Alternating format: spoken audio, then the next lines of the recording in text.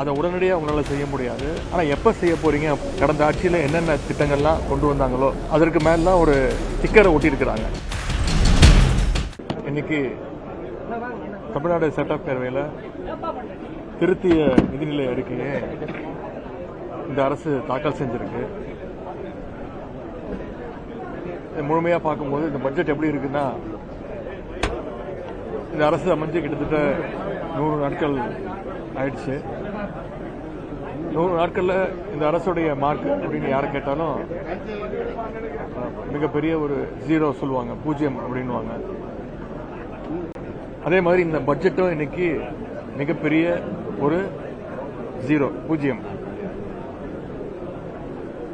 நாங்களும் தொடர்ந்து கேட்டுட்டே இருந்தோம். எங்களுடைய தலைவர் சொன்னார், நாங்களும் சட்டசபையில் பேச சொன்னோம், நிறைய தேர்தல் வாக்குறுதிகள் கொடுத்துருக்கிறீங்க, அதை உடனடியாக உங்களால் செய்ய முடியாது, ஆனால் எப்போ செய்ய போறீங்க அப்படின்னு ஒரு டைம் டேபிள் சொல்லுங்க, ஒரு ரோடு மேப் கொடுங்க அப்படின்னு தொடர்ந்து கேட்டுக்கிட்டே இருந்தோம். அந்த வாக்குறுதிகள்லாம் எப்போ நிறைவேற்றுவீங்கன்னு தொடர்ந்து இந்த அரசிட்ட கேட்டுக்கிட்டே இருந்தோம். இந்த பட்ஜெட் பற்றி பார்த்தீங்கன்னா, எங்களுடைய திராவிட மாடல் அரசு, எங்களுடைய தலைவர் கடந்த ஆட்சியில் என்னென்ன திட்டங்கள்லாம் கொண்டு வந்தாங்களோ அதற்கு மேலாம் ஒரு ஸ்டிக்கரை ஒட்டியிருக்கிறாங்க. ஆட்சிக்கு வரும்போது மாற்றம் மாற்றம் அப்படின்வாங்க. இப்போ என்ன மாற்றம் கேட்டீங்கன்னா, எல்லாத்துக்கும் பேர் மாற்றம் செஞ்சிருக்கிறாங்க. அனைத்து திட்டங்களையும் பெயரை மாற்றிருக்கிறாங்க. பட்ஜெட்டுக்கு முன்பு பொதுவாகவே எல்லா முதலமைச்சரும் அமைச்சர்களும் அதிகாரிகளை கூப்பிட்டு பேசுவாங்க. அதே மாதிரி இந்த அரசும் கடந்த 10 நாட்களாக முதலமைச்சர் எல்லா அதிகாரியும் கூப்பிட்டு ஆலோசனை செய்வது மாதிரி ஒரு போட்டோ ஷூட்லாம் நடத்தி அந்த புகைப்படங்கள்லாம் வந்தது. பெயர் மாற்றம் செய்வதற்கு எதற்கு ஒரு ஆய்வுக் கூட்டம் நடந்துச்சு, அதிகாரியோட என்ன டிஸ்கஸ் பண்ணாரு அப்படின்னு எங்களுக்கு தெரியல. உடனே இந்த தாய்மாமன் தங்க மோதிரம் திட்டத்தை அறிவிச்சிருக்கிறாரு. ஆனா அதையும் பாத்தீங்கன்னா தேர்தல் வாக்குறுதியில சொன்ன மாதிரி அவங்க அறிவிக்கல. தேர்தல் பிரச்சாரத்தின் பொழுது ஒரு வாக்குறுதி என்ன சொன்னார்னா, தமிழ்நாட்டில் பிறக்கக்கூடிய அனைத்து குழந்தைங்களுக்கும் அந்த தங்க மோதிர திட்டம், தாய்மாமன் தங்க மோதிர திட்டம் அப்படின்னு சொன்னாரு. ஆனா இன்னைக்கு பட்ஜெட்ல அரசு மருத்துவமனையில் பிறக்கக்கூடிய குழந்தைங்களுக்கு மட்டும்தான் இந்த திட்டம் அப்படின்னு அறிவிச்சிருக்கிறாங்க. கொடுத்த வாக்குறுதிகளை நிறைவேற்றுற மாதிரி பட்ஜெட்ல எந்த திட்டமும் எந்த அறிவிப்பும் இல்லை. அனைத்து திட்டங்களும் எங்களுடைய தலைவர் திராவிட மாடல் ஆட்சியில் எங்களுடைய தலைவர் திரு முத்துவேல் கருணாநிதி ஸ்டாலின் அவர்கள் அறிவிச்ச செயல்படுத்திய திட்டங்களை தான் இன்னைக்கு பேரை மாத்திருக்கிறாங்க. இதுல இன்னொரு சிறப்பு, இந்த அரசுக்கு நன்றி சொல்லணும். என்னன்னா, ஒவ்வொரு துறையை பத்தி பேசும்பொழுது நிதியமைச்சர் பேசும்போதும் ஒரு குறிப்பிட்டு பேசுறாரு. பட்ஜெட்ல இடம்பெற்றிருக்கு, இந்தியாவிலேயே நம்முடைய தமிழ்நாடு முன்னணி மாநிலமா இருக்கு அப்படின்னு ரொம்ப மகிழ்ச்சியா பெருமையோட சொல்றாரு. திராவிட முன்னேற்ற கழகத்துடைய சாதனைகள் எல்லாம் இப்போவாச்சும் ஒத்துக்கிட்டாரு அப்படிங்கிறதுக்கு நாங்க எங்களுடைய நன்றியை இந்த அரசுக்கு, நிதியமைச்சருக்கும் முதலமைச்சருக்கும் தெரிவிச்சுக்கிறோம். அதே மாதிரி அண்ணல் அம்பேத்கர் தொழில் முன்னோடிகள் திட்டம், அண்ணல் அம்பேத்கர் அயலக கல்வி உதவி திட்டம், அயோத்திதாசர் ஆதிதிராவிடர் வாழ்விட மேம்பாட்டு திட்டம், ஒலிம்பிக் சிறப்பு மையங்கள்னு எல்லாமே எங்களுடைய திராவிட மாடல் அரசுல செயல்படுத்தப்பட்ட திட்டங்கள் தான். வெறும் பேரை மட்டும், அவங்களுடைய கட்சி பேரை வெற்றி வெற்றின்னு எல்லா திட்டத்துக்கு மேலேயும் ஸ்டிக்கர் ஒட்டியிருக்கிறாங்க. அன்பு சோலைன்னு நாங்கள் கொண்டு வந்த திட்டத்துக்கு அது பேரை மாற்றி இன்னைக்கு முதியோர் பொழுதுபோக்கு மையங்கள்னு பேரை மாற்றிருக்கிறாங்க. நாங்கள் எங்களுடைய தலைவர் ஆட்சியில் கொடுக்கப்பட்ட லேப்டாப் திட்டம் உங்களுக்கு தெரியும், உலகம் உங்கள் கையில் அப்படின்னு அந்த திட்டத்துக்கு எங்க தலைவர் பேர் வச்சு கடந்த ஆண்டு 20 லட்சம் அறிவிச்சோம், 10 லட்சம் மாணவர்களுக்கு கொடுத்தோம். அதை இன்னைக்கு பேரை மாத்தி வெற்றி மடிக்கணினி திட்டம் அப்படின்னு பேர் வச்சிருக்கிறாங்க.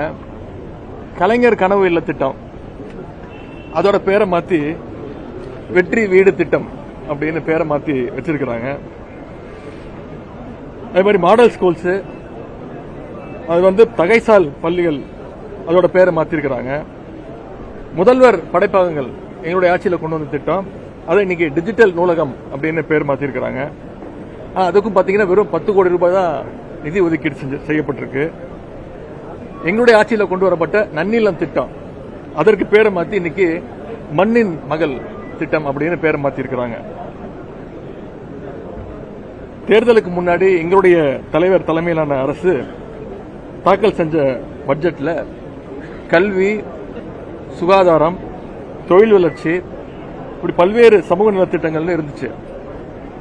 ஒவ்வொரு ஆண்டும் கல்வித்துறைக்கான ஒதுக்கீடு எங்களுடைய ஆட்சியில, திராவிட மாடல் ஆட்சியில பாத்தீங்கன்னா கடைசியா தாக்கல் செய்த பட்ஜெட் 48,500 கோடி ரூபாய் கல்விக்கு எங்களுடைய தலைவர் ஒதுக்கி இருந்தாங்க. இப்போ அதை குறைச்சு முதன்முறையாக குறைச்சு 44,500 கோடி ரூபாய் தான் இந்த முறை ஒதுக்கி இருக்கிறாங்க. நாங்கள் தொடர்ந்து சொல்லிட்டு இருக்கிற மாதிரி காவிரியில தண்ணி வரல.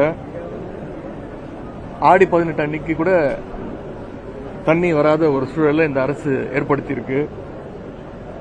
நேற்று இந்த இந்து ஆங்கில பத்திரிகையில் ஒரு செய்தி வந்திருக்கு. கடந்த 50 வருடங்கள்ல இல்லாத அளவுக்கு இந்த ஜூலை மாசத்துல காவிரி நீர் வரத்து குறைவா இருக்குன்னு அந்த பத்திரிகையில செய்தி வெளியிட்டிருக்கிறாங்க. மேகதாது அணை கட்டும் கர்நாடகாவை தடுத்து நிறுத்துறதுக்கு இந்த ஆட்சிக்கு வக்கு இல்ல, தைரியம் இல்ல, வேடிக்கை பார்த்துக்கிட்டு இருக்கிறாங்க. விவசாயிகள் தொடர்ந்து போராட்டம் பண்ணிட்டு இருக்காங்க. இந்த ஆட்சி அமைஞ்சதுல இருந்து இந்த 3 மாசமா யார் அதிகமா பாதிக்கப்பட்டிருக்காங்க பாத்தீங்கன்னா விவசாயிகள் தான் பாதிக்கப்பட்டிருக்காங்க. முழு பயிர்க்கடன் தள்ளுபடின்னு தேர்தல் வாக்குறுதி சொன்னாங்க. ஆனா இப்ப அதுக்கு ஒரு கண்டிஷன் போட்டு 50,000 ரூபாய் வரைக்கும், 50,000 ரூபாய் தானே, 75,000 அதையும் மாத்திருக்கிறாங்க. ஆனா அதையும் செயல்படுத்தல. முதல்ல 50,000 சொன்னாங்க, எதிர்ப்பு தெரிவிச்சோம், 75,000 ரூபாய் மாத்தினாங்க. அதையும் முழுமையா செயல்படுத்தல. தஞ்சாவூர்ல நேற்று முன்தினம் ஆர்ப்பாட்டம் நடந்துச்சு. அதில் நாங்கெல்லாம் கலந்துகிட்டு இந்த பிரச்சனைகள்லாம், விவசாயிகள் சந்திக்கக்கூடிய பிரச்சனைகள்லாம் நாங்க பேசினேன். அதற்காக நேற்று என்னை வீடு புகுந்து கைது செஞ்சாங்க. கைது செஞ்சு எப்படிலாம் அலக்கழிச்சாங்கன்னு ஒட்டுமொத்த தமிழ்நாடு பார்த்துச்சு. குறிப்பா சட்டமன்றத்தில் எதிர்க்கட்சி தலைவர் என்ற முறையில் இந்த பட்ஜெட் பத்தி நாங்க எதுவும் கேள்வி கேட்டக்கூடாது, அதே மாதிரி டைவர்ஷன் டாக்டிக்ஸ், விவசாயிகளுடைய பிரச்சனையை டைவர்ட் பண்ணணும்னு நேற்று அந்த நாடகத்தை நடத்தினாங்க. என்ன மட்டும் இல்ல, தொடர்ந்து திராவிட முன்னேற்ற கழகத்துடைய சட்டமன்ற உறுப்பினர்கள் ஒவ்வொருத்தரையும் கைது செஞ்சிட்டு இருக்கிறாங்க. அதிமுக சட்டமன்ற உறுப்பினர்களை பார்த்து பர்ச்சேஸ் பண்ணிட்டு இருக்கிறாங்க. திமுக சட்டமன்ற உறுப்பினர்கள் மட்டும் இல்ல, இளைஞர்கள் ஜென்சி திமுகவினரையும் வலை வீசி தேடி குறிப்பாத்து டார்கெட் பண்ணி அவங்களை எல்லாம் கைது செஞ்சிட்டு இருக்கிறாங்க, வழக்கு தொடர்ந்துட்டு இருக்காங்க. ஏன்னா இந்த ஆட்சியில் அவ்வளவு பிரச்சனைகள் இருக்கு, ஒவ்வொரு நாளும் அவ்வளவு பிரச்சனைகள் இருக்கு. அதையெல்லாம் திசை திருப்ப இந்த கைது நடவடிக்கைகளை இந்த அரசு எடுத்துக்கிட்டு இருக்கு. கடந்த 100 நாட்களா சட்டம் ஒழுங்கு பிரச்சனை சந்தி சிரிச்சிட்டு இருக்கு. குழந்தைகள், பெண்கள், வயதான பெண்கள், இவங்க இப்படி யாருக்குமே இந்த அரசுல பாதுகாப்பு இல்லை. அரசு ஆட்சிக்கு வந்த பிறகு கடந்த 5 வாரத்தில் மட்டும் 4 லாக்அப் மரணங்கள் நடந்திருக்கு. 5 சாதி ஆணவ படுகொலை நடந்திருக்கு. இதெல்லாம் தினசரி செய்திகள்ல நீங்களே ஒளிபரப்பிட்டு இருக்கீங்க, மக்கள் பார்த்துட்டு இருக்கிறாங்க. ஆளுங்கட்சியை சேர்ந்த சில பேர் குற்றம் செய்வதற்கு லைசன்ஸ் வாங்கின மாதிரி அவ்வளவு குற்ற செயல்ல ஈடுபட்டு இருக்கிறாங்க. துணிச்சலோடு தைரியமா செயல்பட்டு இருக்காங்க. பழனி கோயில் நில மோசடியை பார்த்து இன்னைக்கு ஒட்டுமொத்த தமிழ்நாடு அதிர்ந்து போயிருக்கு. இந்த அரசு ஆட்சிக்கு வந்ததும் மின்சாரம் வரதுல முதல் நாள்ல இருந்து பிரச்சனை. இப்போ இபி பில் மிகப்பெரிய ஒரு பிரச்சனையா மாறி இருக்கு. கிட்டத்தட்ட 3.5 லட்சம் குடும்பங்களுக்கு வழக்கத்தை விட பல மடங்கு அதிகமா இன்னைக்கு இபி பில் வந்திருக்கு.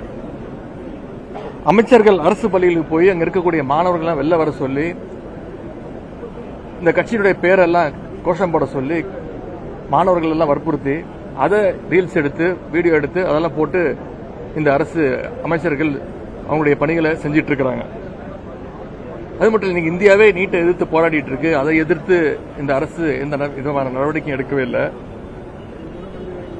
அதற்கு மாறா போராட்ட மாணவர்கள் மீது தடியடையே இந்த அரசு நடத்தியிருக்கு. விலைவாசியும் உயர்ந்துட்டே போகுது. அரிசி விலை பல மடங்கு அதிகமாயிருக்கு. ஆனா இதையெல்லாம் கேட்டா முதலமைச்சர் பதில் சொல்ல மாட்டாரு. முதலமைச்சருக்கு பதிலா பொதுப்பணித்துறை அமைச்சர் பதில் சொல்லணும் அப்படின்னு ஒரு முதலமைச்சருக்கு ஒரு முன்ஜாமீன் வாங்குறாரு.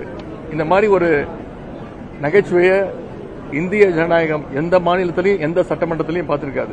நேற்று பொதுப்பணித்துறை அமைச்சர் பேசியிருக்கிறாரு. அதாவது அதற்கு முன்னவர் தீர்மானம் கொண்டு வரணுமா, எதிர்கட்சிகள் ஏதாவது கேள்வி கேட்டுச்சுன்னா அதற்கு முதலமைச்சர் பதில் சொல்ல வேண்டிய அவசியம் இல்லையா, இவங்க தான் பதில் சொல்லுவாங்களாம். இதற்கு எதற்கு முதலமைச்சர் அவைக்கு வரணும், இதுக்கு எதுக்கு நாங்கெல்லாம் அவைக்கு வரணும் அப்படின்ற கேள்வியை பத்திரிகையாளர் நீங்க இந்த அரசை பார்த்து கேட்கணும்னு கேட்டுக்கொள்கின்றேன். கொடுத்த வாக்குறுதிகளை நிறைவேற்ற டைம் வேணும்னு முதலமைச்சர் கேட்டார் ஆட்சி அமைஞ்சோன்னு. இந்த பட்ஜெட்ல அதையாச்சும் சொல்லுவாங்கன்னு எதிர்பார்த்தேன். ஆனா அதை சொல்வதற்கு கூட அவங்களுக்கு டைம் இல்லை, இன்னும் டைம் கேட்கறாங்க. எனவே நடக்க போற கூட்டத்தொடர் முழுவதும் ஆணித்தரமாகவும் உறுதியாகவும் மக்கள் பிரச்சனைகளை நாங்கள் திராவிட முன்னேற்ற கழக உறுப்பினர்கள் எங்களுடைய தலைவருடைய அறிவுறுத்தல் பேரில் பதில் சொல்ல நாங்கள் கேள்வி கேட்க ரெடியாக இருக்கிறோம். பதில் சொல்ல இந்த அரசு ரெடியாக இருக்க வேண்டும். நன்றி, வணக்கம். அதை பத்திலாம் கலைஞர் மகளிர் உரிமை தொகை திட்டத்தை பத்தி பேசவே இல்லை அவங்க. அதை உயர்த்தி கொடுக்கறேன்னு சொன்னாங்கல்ல, 2500 ரூபாய் உயர்த்தி கொடுப்போம்னு சொன்னாங்கல்ல, அதெல்லாம் இந்த பட்ஜெட் அதை பத்தி பேச ஒரு வார்த்தை கூட அதை எப்ப அதுதான் சொல்றேனுங்க. வெறும் அவங்க மாற்றம் சொன்னாங்க இல்லைங்க, நாங்க தான் எல்லாருக்கும் மாற்றம் சொன்னாங்கல்ல, அவங்க சொன்ன மாற்றம் இதுதான். எல்லா திட்டங்களும் பேரை மாத்தி இருக்கிறாங்க, அவங்க சொன்ன ஒரே மாற்றம் இதுதான்.